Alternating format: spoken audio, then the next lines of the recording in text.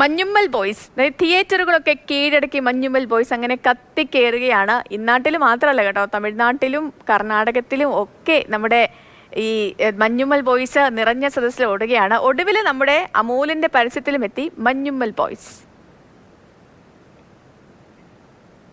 ലാൽകൃഷ്ണനാണ് നമുക്കിപ്പം ഉള്ളത്.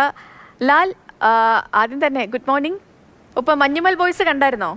കണ്ടു. ഓക്കെ. അപ്പോൾ ഈ അമൂലിന്റെ പരസ്യത്തിൽ ഇപ്പോൾ എന്താണ് മഞ്ഞുമ്മൽ ബോയ്സിന്റെ റോൾ?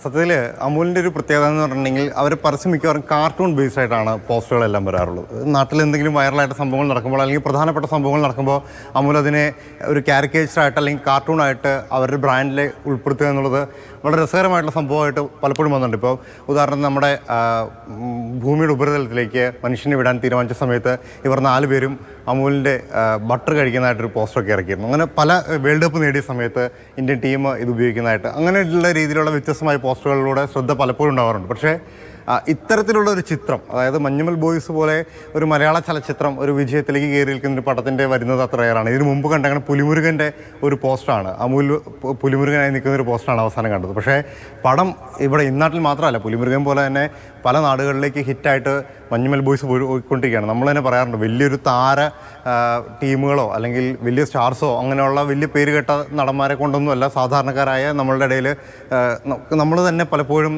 നമ്മുടെ ഇടയിൽ തന്നെ കണ്ടിട്ടുള്ള പല ആളുകളെയും കൊണ്ട് ഉൾപ്പെടുത്തിക്കൊണ്ടാണ് ആ പടം പുറത്തേക്ക് വന്നത്. ആ പടം തന്നെ വലിയ വൈറലായിട്ടുണ്ട്. ഇത്രയും പടങ്ങൾ ഇറങ്ങുന്ന കൂട്ടത്തിൽ മഞ്ഞുമ്മൽ ബോയ്സും നല്ല ഒരു സർവൈവൽ ത്രില്ലർ എന്ന രീതിയിൽ തന്നെ മുമ്പോട്ട് പോകുന്നുണ്ടായിരുന്നു. തമിഴ്നാട്ടിൽ നിന്ന് കഴിഞ്ഞ ദിവസം നമ്മുടെ വിനയ് തന്നെ പറഞ്ഞിട്ടുണ്ടായിരുന്നു, അവിടെ ആകെ 20 തിയേറ്ററിൽ തുടങ്ങിയ പടം ഇപ്പോൾ എല്ലാ തിയേറ്ററിലും നിറഞ്ഞോടിക്കൊണ്ടിരിക്കുകയാണ് എന്നുള്ള രീതിയിൽ.